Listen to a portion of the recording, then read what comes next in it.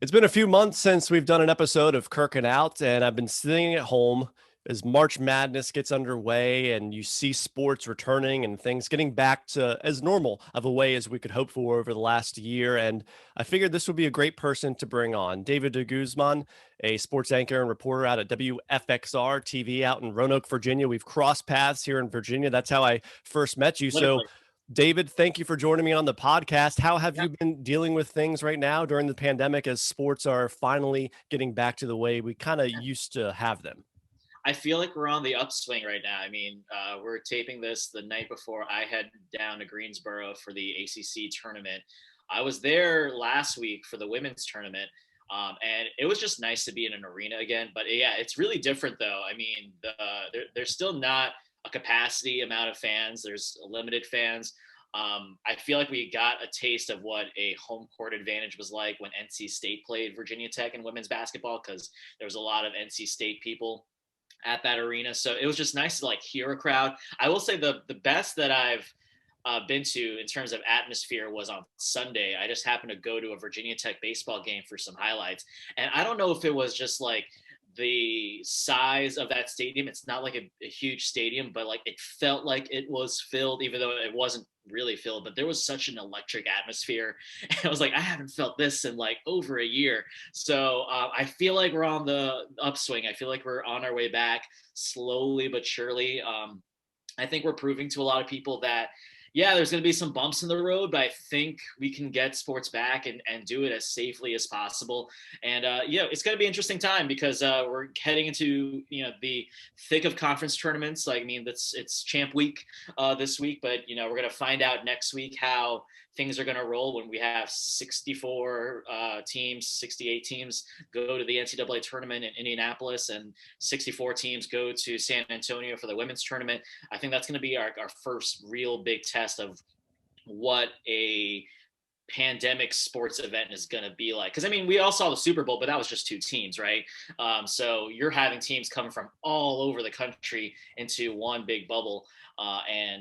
It's going to be fascinating to see. I don't think we're not covering the NCAA tournament in person. I can say that for certain, which like I was totally fine with because we didn't have like much to do before the pandemic. Like we couldn't shoot games because we had to take the feed from CBS and Turner Sports, but we have even less to do now. So it was just kind of like, I think we'll just sit this one out. So it's an exciting time for sure, Kirk. It's funny you mentioned that part about fans. You see baseball spring training going on now. You hear a lot of the guys just talking about, even with like 1,000 fans down there in Florida or Arizona, like it's such a different atmosphere than what they were used to last year, where they were just sitting around and you're in empty stadium. So it's cool to actually be able to be there in person and kind of get that experience. And we'll dive into some more of that March Madness stuff and what things have been like over the last couple of months for you. But for those that don't exactly know where you came from, your background, how, everybody always has a different journey in television. Mine started in school in Virginia. I went to Alabama, Ohio, and then back to Virginia. And everybody's got a cool, different story, but in a way, we're all connected in those same ways. So for those that don't exactly know where you come from, what your background is, and how you got to where you are today, if you could just kind of elaborate in your storytelling ways in the best way as possible I'll there. try not to take up the hour here, but Yeah, of course. I mean, Just keep on going. long story short, I grew up in New York City. I for some reason was attracted to sports because I think I like the big event kind of deal with it. Just the idea of people gathering just to watch a game, whether that was in a stadium or like on TV. So like I've always been attracted to sports in some way or another. People who don't know me, I think the first thing they learn about me is that I'm a huge Olympics buff.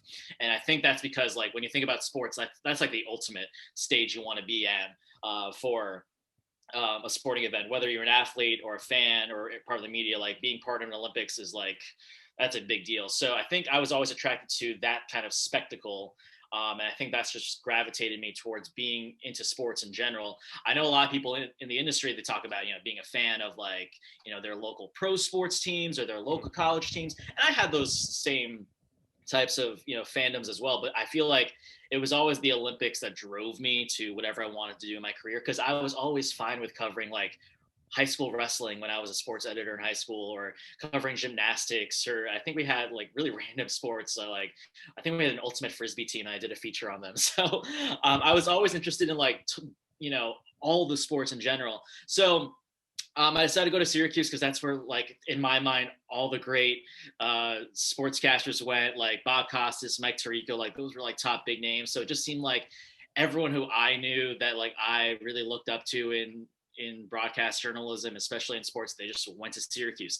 Not saying anything bad about any of the other schools, but in my mind, I was just like, Syracuse was the Harvard for me of sports broadcasting. So that's where I wanted to go. So I went there. That's, obviously I fell in love with being a Syracuse Orange.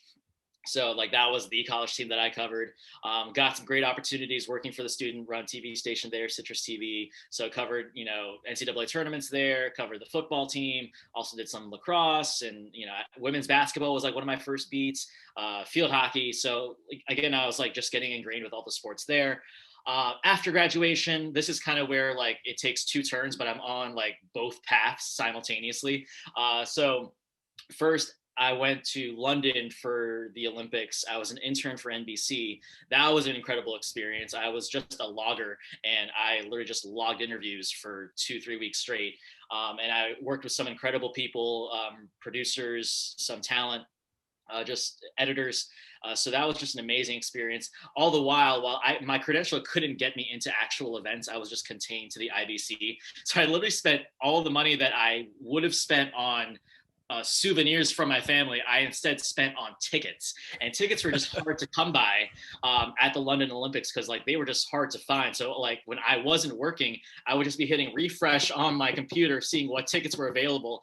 And the first tickets that I got were like USA women's basketball against Nigeria, I think. And so like after work, I just like went to the basketball venue, had my one ticket. It was like a leftover ticket because it's like a double header, but people would return their tickets if they didn't go to the second game. So I got in, and like from there it was just like, okay, what other tickets can I grab a hold of? So yeah, London was an amazing experience. And then my on-air career took me to Wisconsin, covered Packers, blah, blah, blah. And then my contract just ended right before the Sochi Olympics. So then I delved back into going to NBC. So like I basically told the producers who I worked with as an intern, I was like, hey, I'm available to do this again. So I went to Sochi. That was another amazing experience. And this time I was a paid production associate, and did that and came back, and I was like, okay, I need to find my next job.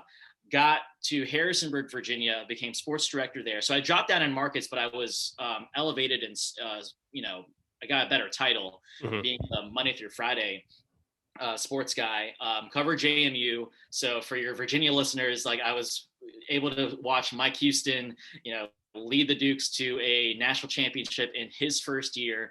And that was an amazing experience. One of many highlights that I'll take with me from my time in Harrisonburg. And within that time also, and thanks to the management at WHSV, they let me go for a month to go to Rio. And that was my third, and as of right now, last Olympics that I was able to go to as a paid production associate. And then, I just, after 3.5 years or so, I was like, you know what, I feel like I've done everything I wanted to in Harrisonburg. So, and I also felt like I could stay in Harrisonburg forever, or I could try to like see where this career would take me. And I didn't know if that was going to be in TV or not, or if, I was going to do something else. But I feel like if I didn't leave at that point, I would never have left. So I loved Harrisonburg, and I loved the memories and the opportunities and the people that I had there. But I also like wanted to do other things. And so I took some time off. I think I was, fun employed for like 5 months, and was lucky enough to find a job here in Roanoke. And honestly, it's been great. Just being able to cover the colleges here, cover ACC, and also like this plethora of high schools. It's just been kind of a dream come true, but a dream that I didn't initially have. I didn't dream about doing this kind of stuff, but it was kind of like this opportunity came, and every day has just been like something different. So just like incredibly blessed, and just kind of going day by day. And I think, again, like I said, we're on the upswing, and hopefully we'll see what's to come as we start to get sports back.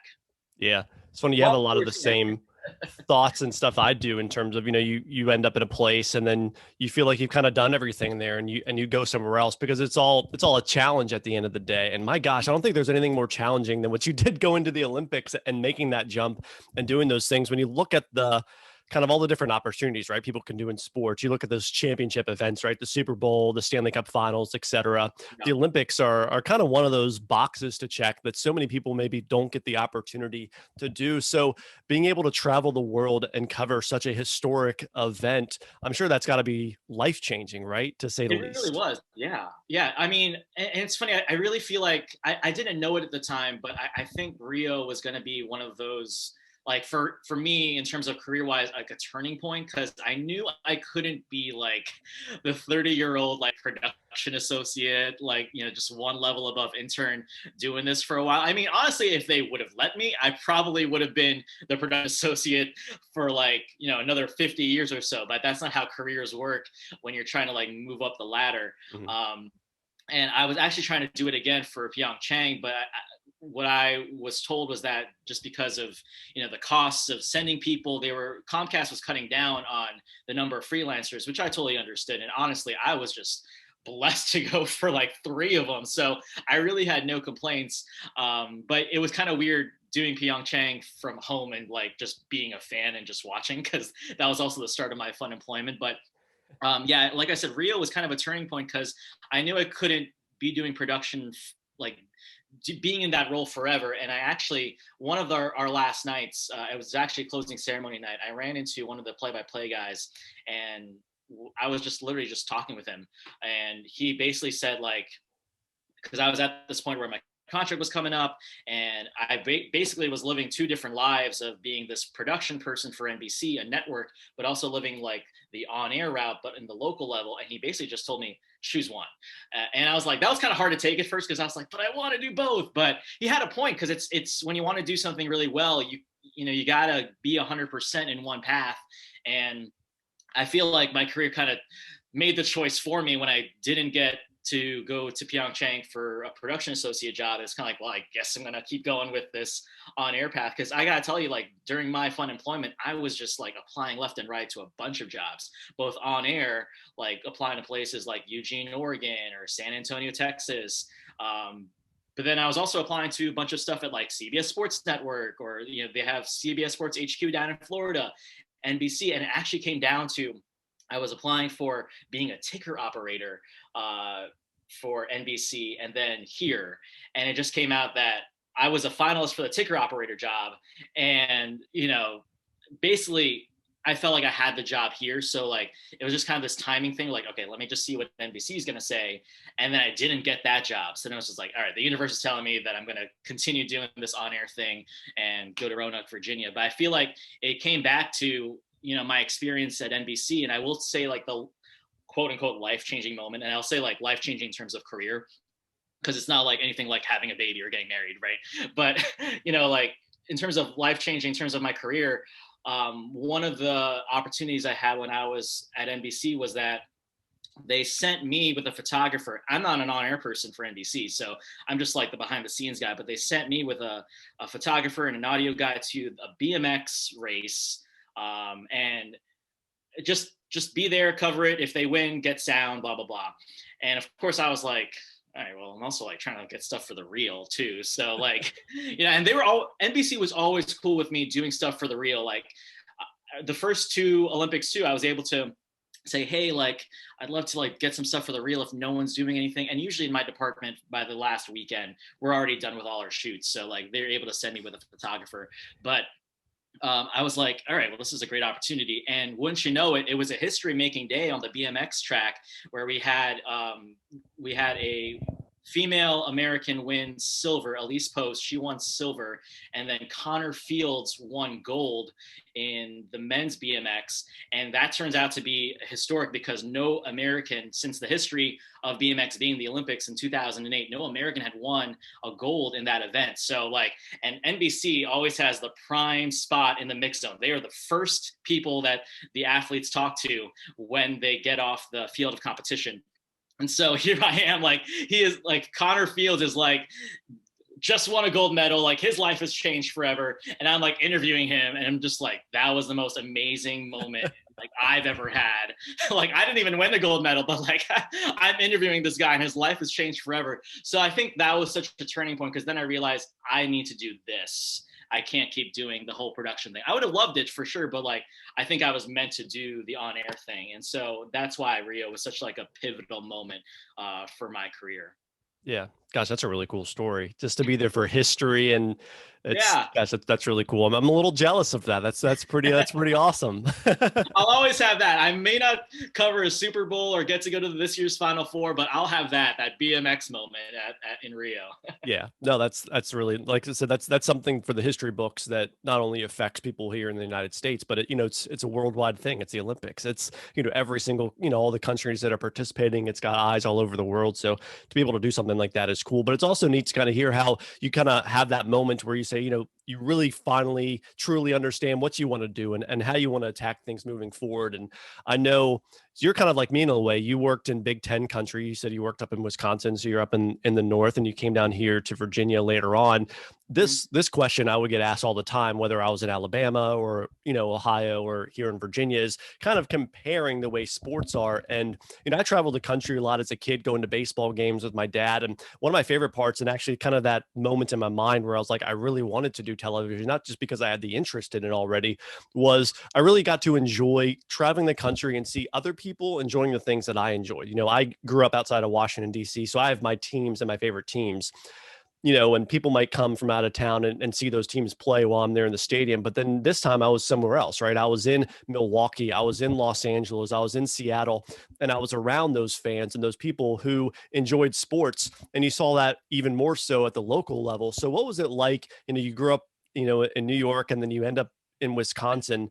Yeah. You're in an entirely different environment, but now you're really entrenched into what it's like in Big Ten country and why football is so different when it's cold. And then you come down here to Virginia, and the ACC Yeah. is a little bit different, basketball and football. So what's that Yeah. been like? Kind of, I always say it kind of helps mold you, right? It kind of makes Yeah. you more knowledgeable, and where you just learn so much more than you never would have experienced before. So what was it like? You did it with the Olympics, obviously, putting yourself in places, that are just vastly different environments. So, at the local kind of sports level, what's that been like for you so far? It's funny because like growing up in New York, I wouldn't say like I wanted to be a local sportscaster when I was growing up in New York, because honestly, like I feel like the way that the stations up there in the number one media market cover sports, it's so different than how other markets do it. And I feel like it's because you're in the number one media market in the world, and because you're covering teams like the Yankees and the Giants, the Jets, the Mets, and the Rangers. Even like when I was growing up, where highlights were such a big part of local sportscasts at that point, it just felt so different, because I think people gravitated more towards like the tabloidy kind of storylines, like, oh, what did Eli Manning say, or what did Derek Jeter do now? It's like, it's just so different. I mean, there was no mention of high schools at all, like Yeah. in the New York media market there. So I wouldn't say like my love for doing like local sportscasting grew from anything anything that I was exposed to when I was growing up in New York. I feel like when I moved to Wisconsin, it was just kind of like part of the deal, right? Like you move to a small market, like that's your bread and butter. You're going to cover highlights of these high schools that you don't know anything about. But you're going to also get to cover the Packers and cover, the Wisconsin Badgers and stuff. But, high school is going to be your bread and butter. And I just kind of like, I knew that going in. What I didn't realize was how important being a local sportscaster in those types of markets were, because you were telling different stories that no one else was telling. I mean, you can go to ESPN at that point, at least you go to ESPN and, get the latest on the Badgers or the Packers. Mhm. But no one else was telling stories about DC Everest High School or Wausau East or Wausau West. So like, I knew that my job was going to be important once I started doing those things. And then you build relationships with a lot of these people in these small communities. And like that meant a lot to me, knowing that I was playing an important role in their lives.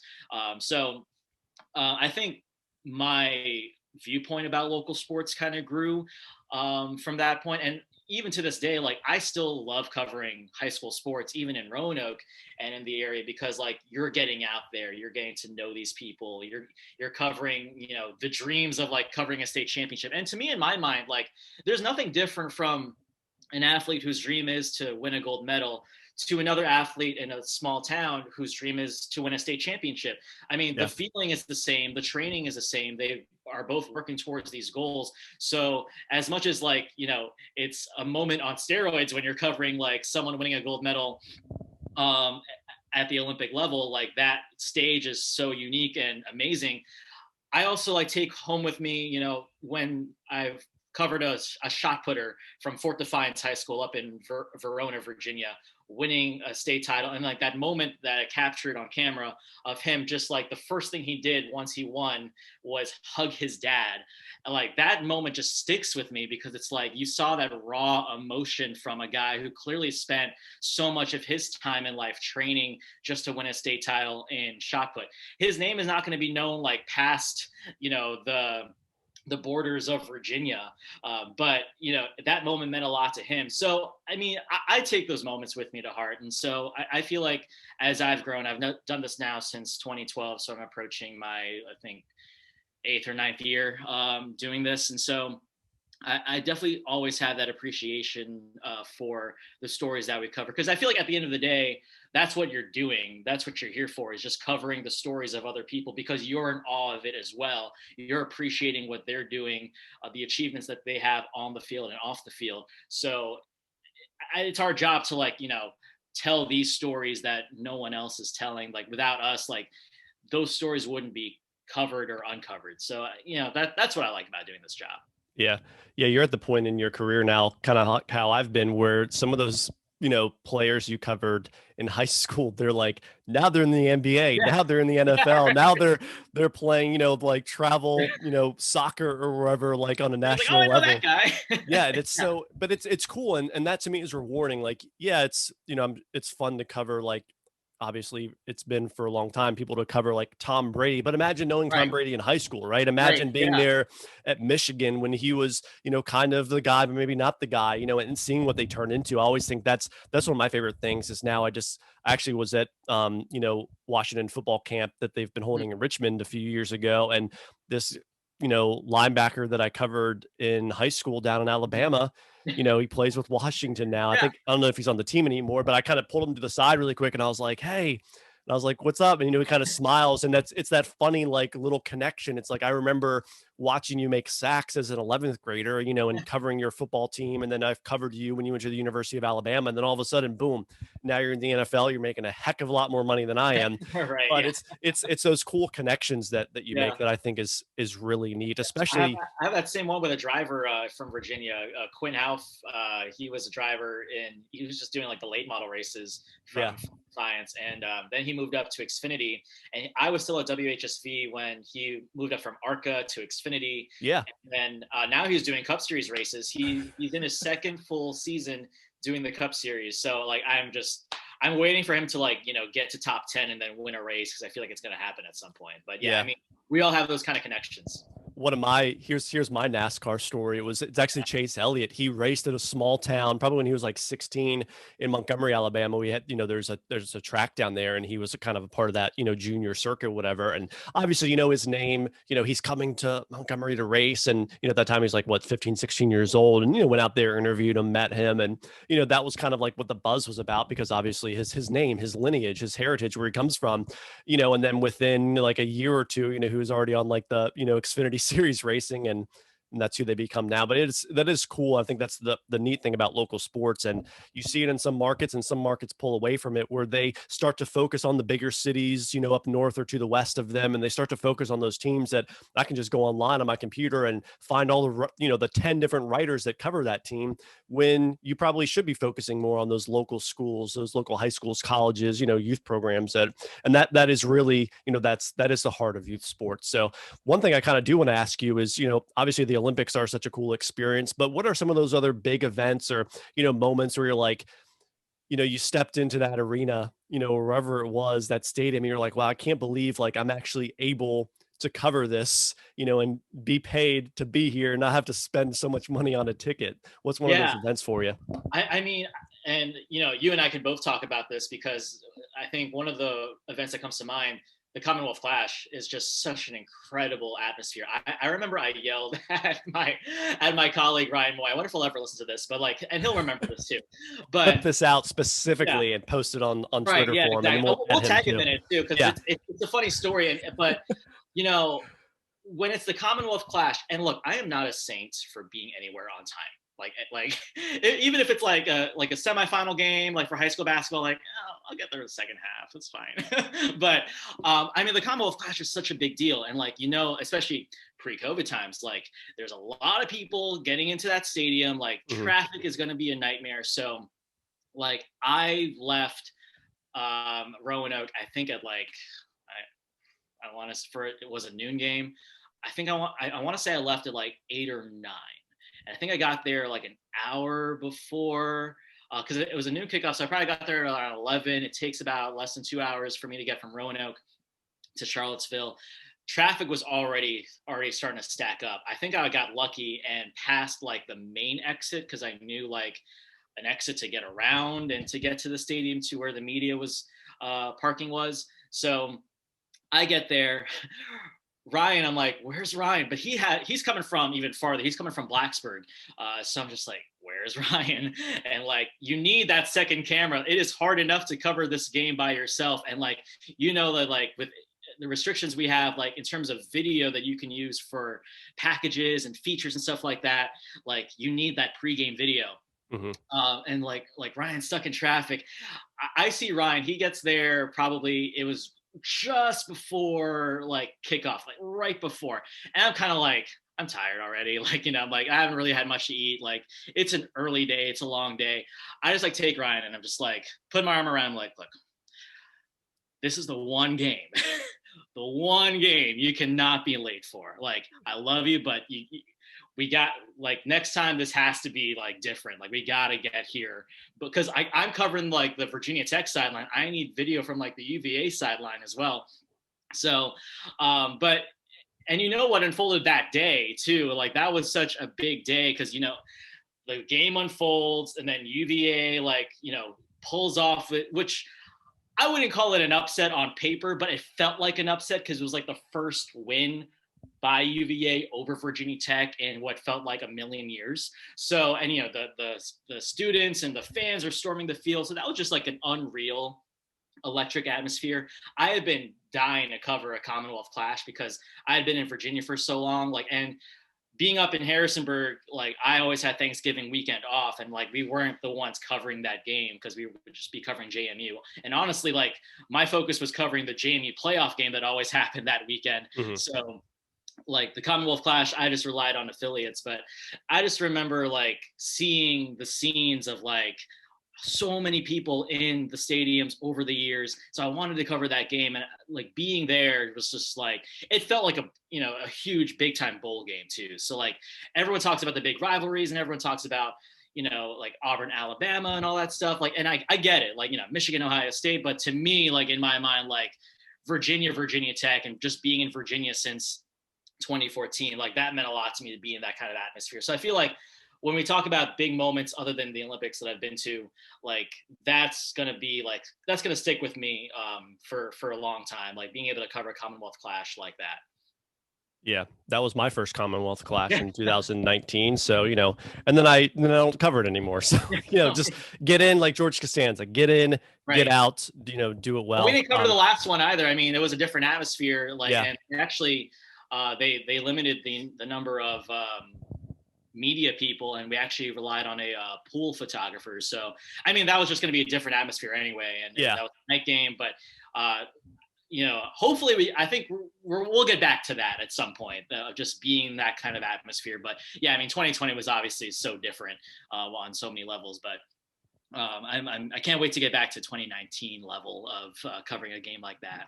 Yeah, that was fun. And you might have been a little late, but I had to cover that by myself. So don't even complain about having a couple people there. I was doing it all the time. Like rolling his eyes about that stuff. But you know, we were zero. affiliates too, so I could send you some of the video. I think, was it you who sent me the video? Because neither one of us could get video of the cup. So yeah, I know I got something. I don't know what I got, but yeah, it was like 8 seconds, but like we couldn't find the cup. But like, but you know, like those days are so long, you know, just in general. Oh my gosh.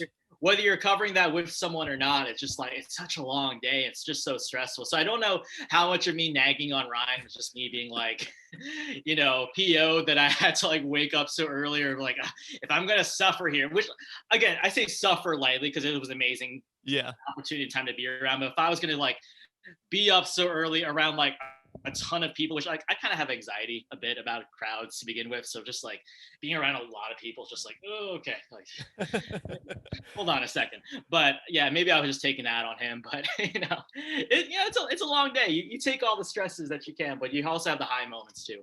Oh, absolutely. It's a good experience. You wouldn't trade it for anything else, which is cool. One other thing I wanted to cover, obviously, is we kind of started things off a little bit with talking. It's March Madness time. One of the cool parts about being here in Virginia, especially in Roanoke, where you are, you've seen like the resurgence of what Virginia Tech basketball has become now. You've obviously been there for UVA and their great runs, and Liberty, and there's a lot of good basketball schools in Virginia.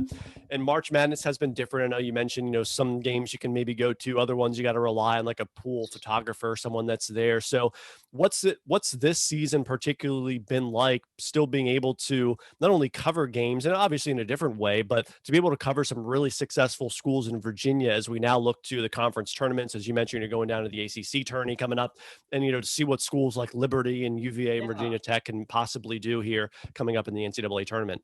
Well, is it just me, or is this like still also the quietest year that all these teams are having this kind of success? Because it's like, I feel like there should be more hype around this. Even UVA, a perennial powerhouse in basketball, they won the ACC regular season title, and it was like their third in the last 4 years. But there was like no fanfare around that at all, because I feel like there was no like buildup. And the reason why was because everyone had like these COVID shutdowns and these COVID pauses. So even like Virginia Tech, like they're the number 3 seed, and like, Hokie Nation should be celebrating that, but it doesn't feel that way because they had to miss like the last 3 games because of COVID. Just the pause that we've gone through for the last like 2 or 3 weeks, it just kind of took the air out of celebrating what should be like a big accomplishment. I feel like there would be so much more hype if it was like pre-COVID days of Mike Young doing such incredible things. I mean, he won Coach of the Year. This team was picked to finish 11th in the preseason.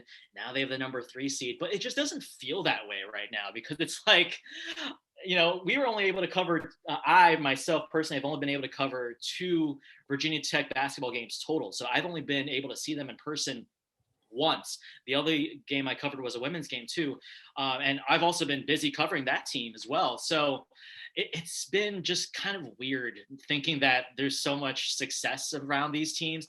Also, like, I mean, even Liberty too, like by now Liberty is just like, they're going to be around. Like they've now won the ASUN championship 3 years in a row. So this isn't a fluke. Like Richie McKay knows what he's doing. Like he worked with Tony Bennett before. So that coaching tree is clearly like a line of success that has now led to Liberty going to the NCAA tournament for technically the 3rd year in a row, because they won the automatic bid last year, but there wasn't a tournament last year. So I will say, like, it's this weird spot where you have UVA doing the same thing, Liberty like no longer being this like dark horse, like they're here to stay, and then Virginia Tech doing big things, but there's like no fanfare around it. There's no hype around this, and I wonder what's going to happen with this ACC tournament, because as much as we want to talk about the actual storylines on the court, we're also going to talk about the fact that we're returning to Greensboro. This is going to be like our return to a place where we saw literally sports shut down a year ago. So that's going to be a storyline. I'm looking forward to like, the competition actually making some headlines, and, I'm wondering how Virginia Tech is going to react to being back on the court after such a long pause, because a team can react to that one of 2 ways. You're either like super fresh, which they were that one game. The Georgia Tech game was the first game that they came back from another long pause, and they looked phenomenal. So if they can be that team, then I can see Virginia Tech going all the way to the ACC championship game. And who knows, that might be against UVA, which, I think we're still owed a second Commonwealth clash on the hardwood, since we didn't have that second one during the regular season. So, I mean, It's just been weird. I will say Yeah. it's just been like, I feel like there should be more fanfare and hype and excitement, but instead we're just kind of like, oh, yeah, they're here, they're around, like they're doing big things, and just like that's it. So I don't know how much of that is just like a deflated balloon from like COVID taking the air out of things, or if they're just quiet dark horses. I want to talk to someone nationally too, because I feel like I'm in more of an ACC bubble than ever before. So it's still like jarring for me when I watch teams from other conferences, and I have no clue how to fill my bracket this year, because I just have not. I'm usually clueless to begin with, but like I literally have like no idea how to do it this year, because like everyone's been on pause. No one's really played each other during the non-conference. Like we had Bubbleville, so we saw Virginia Tech beat Villanova, but we didn't really have like those marquee matchups. We got robbed of the Hauser brothers facing each other when Mhm. UVA Michigan State didn't play. So like we have no clue how teams from the Big 12 will stack up against teams from the SEC or the ACC. So I'm just this whoever's year it is that can just like fill out the brackets based on mascots, this might be your year, folks, Yeah. because I have no clue what's going to happen. So That's a good one. Yeah, do it based off mascots. And as I yeah, always say about, gosh, about college, and you see it all the time, like these are 18, 19, 20-year-old, they're hmm not kids, but they're maturing young men and women, in these yeah, basketball tournaments. the You things they've just had to never go through know this what's going to impact them. I mean, I look at myself when I was 18, 19, like, gosh, year. something might weird me out one day and I probably would not have a good game. So I think that's what really makes college sports so exciting, is just on any given day, you never know what people are going through. They Yeah, haven't had those experiences the same way. And I think that's why you get so many of these upsets, of some teams maybe yeah. walking around like this and other teams are going, hey, we're going to come get you. More so now than ever this year, because like these 18 to 21-year-olds are dealing with the fact that they're going to have to be quarantined once they go into the bubble in Indianapolis. They can't go out. They have to be confined to their hotel rooms. Literally, their lives will be Yeah. just practice, meals, hotel room. Like, what does that do to an 18 to 22-year-old whose normal life was socializing and just like always hanging out? Literally, all you're doing is just like basketball, breathing, and like sleeping. So, Yeah. and you're in a foreign, like basically a foreign place. Like, I mean, you're in Indianapolis, but that might as well be like in some foreign country that you've never been to, because you can't do anything. So I'm going to be very interested to see how a lot of the teams will handle it. And obviously, you'll hear this from the coaches too, all this week and next week. The team that can handle these kind of changes in this kind of environment the best is going to be the team that's going to end up in the Final Four and lift a national championship. Yeah, it'll be fun to watch, but for the most off, we're just thankful that there will be a tournament this year, and we'll see what happens. And Virginia gets a chance to finally defend their title, so it'll be really cool to see. So, we'll wrap things up here shortly with you. But one of the things I always like to do is, I've been grilling you, and it's something that you're used to doing, is interviewing people. So I like to flip the script. And is there anything, let's say over the years, we haven't known each other for a super long time, but you want to know about my career or my background or things like that. So I like to flip the script and see if you got any of those hard hitting questions for me. Well, one thing I always like to talk about when I'm on different podcasts, or when I did a lot of long form stuff during the pandemic with a bunch of guests, because we had nothing else to do. Yeah. So, but one of the topics I love touching upon was just kind of like dealing with this kind of like change, and like also like touching upon mental health a bit. And I've been in your shoes before, where I've left my job and like did not know where I was doing or what I was gonna be doing that day, let alone like what jobs I'm gonna be applying for. So like, how are you dealing with the day-to-day aspect? I mean, this is kind of a nice little distraction that Yeah. can kind of like pass the time, but like I wonder, how are you dealing with kind of just the day-to-days of being fun employed? Yeah, it's different because of the COVID times, right? And as we've seen, like events aren't the same, sports things aren't the same. I used to work in Ohio, and I was at a Sinclair station there, and they decided to downsize and outsource my TV station. So I was actually, once upon a time, quote unquote, laid off from my job. It wasn't because of performance or stuff like that. They just said, hey, y'all are going to be out of a job. So I'd experienced this before, unfortunately, in a way, but that time it was a lot easier, right? Because I did have things to do. I was still in Toledo, I could still go to hockey games that were in town, baseball games. You know, I would drive to Cincinnati to go watch the Washington Nationals play. I even flew to Miami for the World Baseball Classic. You know, like I had some things to do. And, you know, as we know right now, I can't necessarily do things like that. So it's been weird, you know, a lot of sitting at home, but I try to find the good in things. You know, personally, you know, the last year's been a little rough for my family. You know, my dad went through some stuff. So, you know, I always look at, there's a lot of worse things that could be going on. You know, right now I have my health, I have my family. You know, it might be weird sitting at home and applying to jobs and not hearing back, or doing interviews and wondering, hey, are they going to like me? Because, you know, you work in TV so long, whether I stay in TV or I do something else, you know, you have to convince people that, hey, you know what you're doing, and that there's that trust factor. So it's definitely been weird, but like I said, I just try to, you know, focus on the good things right now, which is, you know, still healthy. You know, thankfully everyone in my family's been okay. And, you know, for the most part, everyone that I know has been okay, and just trying to enjoy the day in that regard. And obviously watch a lot of sports. You know, I'll throw my jersey on sitting at home, pretending like, you know, I'm at the stadium, just because it gives me something to do. You know, it makes me happy. So that's really what I've been focusing on, is just whatever I can do to kind of keep myself up and happy. And really, I just, you know, I try to always focus on, you know, hey, there's a lot of people that are worse off, you know, than I am. So just be thankful with what you got, and, you know, try to be there for others in the same sense. Just really quick too, for people, you know, if they want to check you out online on social media, I'll make sure to throw some links in the YouTube description for how they can find you. But, you know, tell people where they can watch you, where they can check out some of your stuff. David DeGuzman TV. That's my Twitter and Instagram handle.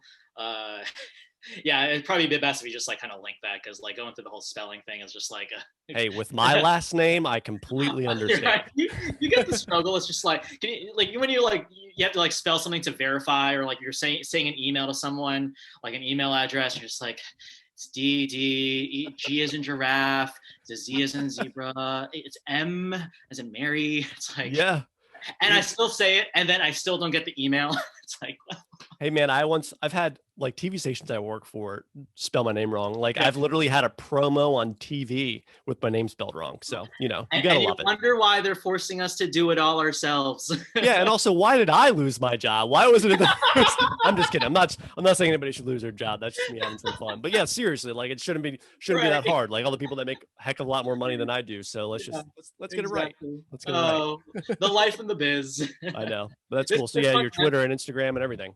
Yeah. So that's the best way to follow me, to get the links. I'm not on the TikToks yet. So. Yeah, same with me. I'm not cool enough yet. You know, I don't think we'll ever be that cool, to be honest. I think we're gonna be old grandpas, you know, just you know. But I mean, hey, kudos to the grandpas who are on TikTok. I mean, yeah. Yeah, they're doing better things than I am. So we'll have to get one of those on your podcast soon.